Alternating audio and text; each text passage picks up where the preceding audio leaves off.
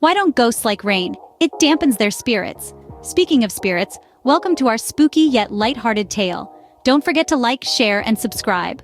Today, we dive into the chilling world of ghost stories, where the line between the living and the dead becomes a little blurry. Our spectral guide for today's journey? None other than the Brown Lady of Raynham Hall.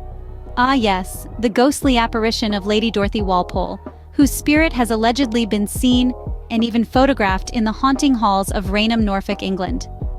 Legend has it that her love story was as twisted as the hallways of the mansion she now haunts. But hey, who doesn't love a good haunting, right? From shadowy sightings to spine-tingling accounts, this tale is rich with mystery and intrigue. So let's uncover the truth behind this dampened spirit, shall we? Stay tuned. Scene script. Ever heard of a woman so devoted to her husband that she sticks around even after death? Talk about commitment. Now, let's dive into the legend of the Brown Lady. Her real name was Lady Dorothy Walpole, born in the early 18th century. She was the sister of Britain's first Prime Minister, Robert Walpole. So yes, she was kind of a big deal. She married Charles Townshend, notable for his temper issues. They say love is blind, right? According to the whispers of history, Charles was a tad too possessive. After suspecting Dorothy of infidelity, he locked her in Raynham Hall. Talk about a love lockdown. Sadly, Dorothy died under mysterious circumstances, and rumors swirled that Charles had a hand in it. But here's where things get really interesting. They say Dorothy loved her husband so much that even death couldn't part them. No, she didn't turn into a vengeful spirit seeking justice for her untimely demise.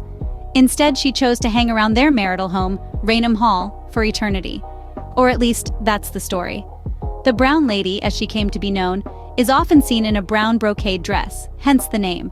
She's been spotted wandering the halls, perhaps looking for Charles, or maybe she's just really into interior design. Her most famous sighting was in the year 1936. Two photographers from Country Life magazine captured an image of her descending the stairs. It's one of the most famous ghost photographs ever taken. But we'll get into that in the next scene. And remember, folks, this is a ghost story, not a love story. Dorothy might have been a bit too forgiving, considering her husband may have been involved in her death. But hey, who are we to judge a ghost's love life? So she's stuck in a dusty old mansion due to a centuries-old grudge. Now that's what I call holding on to the past. Now let's talk about the infamous photograph. Picture this, a ghost posing for a photo. Talk about being photogenic even after death. In the chilly winter of 1835, photographers Captain Hubert C. Provand and Indre Shira were at Raynham Hall, doing a shoot for Country Life magazine. Little did they know, they were about to make paranormal history. So, they're setting up their camera in the grand hallway, probably chatting about the latest in photographic technology or the fabulousness of Queen Victoria's latest hat, when suddenly they spot something strange descending the staircase. Not just strange, but downright otherworldly. A misty apparition, draped in an antique brown dress, is slowly making her way down the staircase. Now, most people would probably run for the hills at this point, but not our brave photographers. They did what any self-respecting 19th century shutterbug would do. They took a photograph. And oh boy, did that photograph turn out to be a doozy. It showed a ghostly figure, clear as day, descending the staircase. The figure was identified as none other than the Brown Lady herself, Lady Dorothy Walpole. Now that's what I call a photobomb. Imagine the surprise when this photograph was published. People couldn't believe their eyes. A real-life ghost captured on film. The photograph quickly became famous, sparking debates and controversies that continue to this day.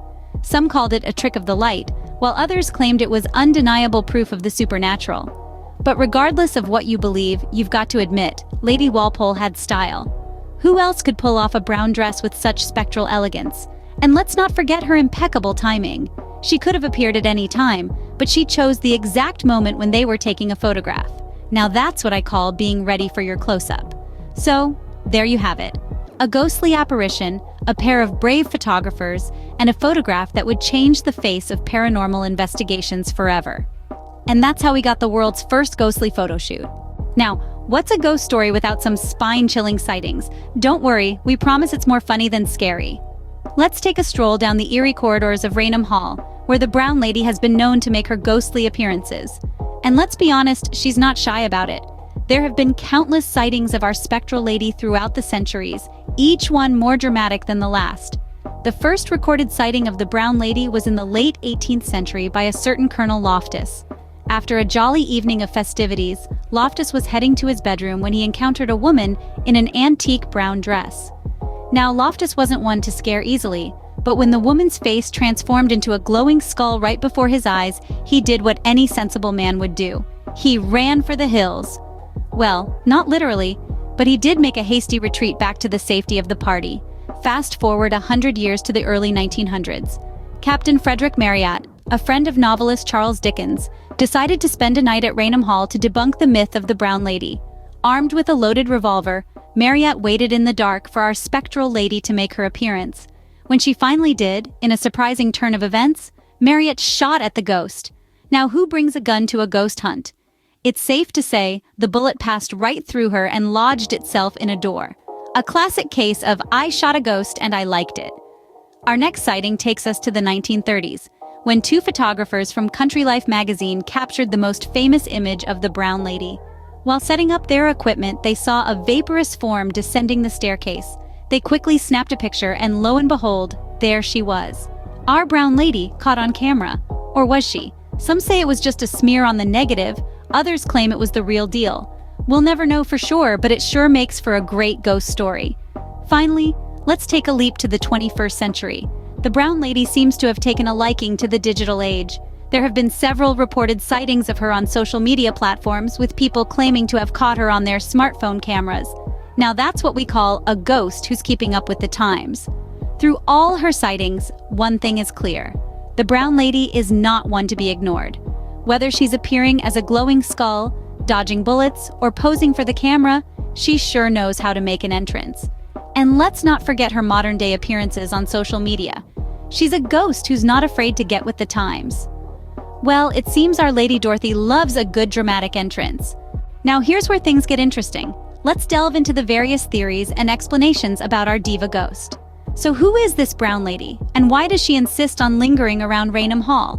One theory suggests that she's stuck in a kind of supernatural limbo. Lady Dorothy Walpole, the Brown Lady herself, allegedly had an affair with Lord Wharton, a notorious rake. When her husband, the first Viscount of Townsend, found out, he was none too pleased. Some say he locked her up in Raynham Hall, and she's been haunting it ever since. Talk about a lover's quarrel. But let's not get stuck on one theory. Another explanation suggests that Lady Dorothy isn't trapped at all. Instead, she's just overly attached to her former home.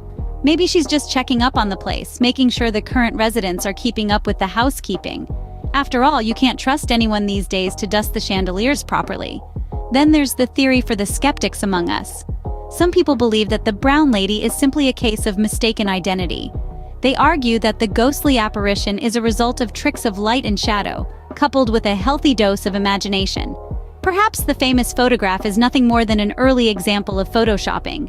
Who knows, maybe Lady Dorothy was the first victim of a ghostly prank. But let's not forget the most amusing theory of all. Some suggest that the Brown Lady is just a clever marketing scheme by the tourism industry. A haunted mansion is always good for business, right? Imagine the brochure. Visit beautiful Raynham Hall, enjoy our stunning architecture, and who knows, maybe you'll even spot our resident ghost. Then there's the theory that takes a more psychological approach. It suggests that the sightings of the Brown Lady are a result of mass hysteria or suggestibility. Once one person claims to see a ghost, it's not uncommon for others to start seeing it too. It's like when someone mentions they're itchy, and suddenly everyone starts feeling an itch. So there you have it, a smorgasbord of theories and explanations for the Brown Lady of Raynham Hall.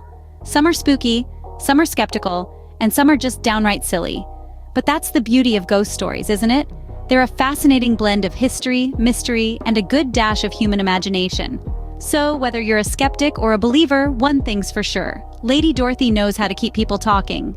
Well, that's the tale of the Brown Lady of Raynham Hall. More like a ghostly soap opera, don't you think? A tale of love, betrayal, and one very persistent ghost. Who knew the afterlife could be so dramatic? Let's take a quick stroll down our phantom memory lane, shall we? We started with the introduction of Lady Dorothy Walpole, a woman who apparently loved life so much, she decided to stick around for a few extra centuries. Then we delved into the infamous photograph, a picture that sent shivers down the spine of even the most skeptical viewers. Remember, folks, a picture is worth 1,000 words, but a ghostly picture, that's priceless. We explored the spooky sightings of the Brown Lady, making Raynham Hall the top destination for ghost enthusiasts and thrill seekers. And who can forget the theories and explanations, some bordering on the absurd, others compelling enough to make you go, maybe. But whether you're a believer or a skeptic, you have to admit, it's quite a tale. Ghost stories like the Brown Lady of Raynham Hall have a lasting impact on our culture. They spark our curiosity, fuel our imagination, and add a dash of mystery to our mundane lives. They make us question the unexplainable and remind us that there is more to life and death than meets the eye.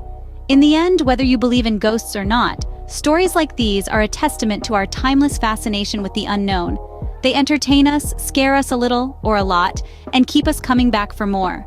And isn't that what a great story is all about? So, that's our show for today. If you enjoyed it, don't forget to like, share, and subscribe. And remember, if you ever see a ghost, don't run, ask her to pose for a photo instead.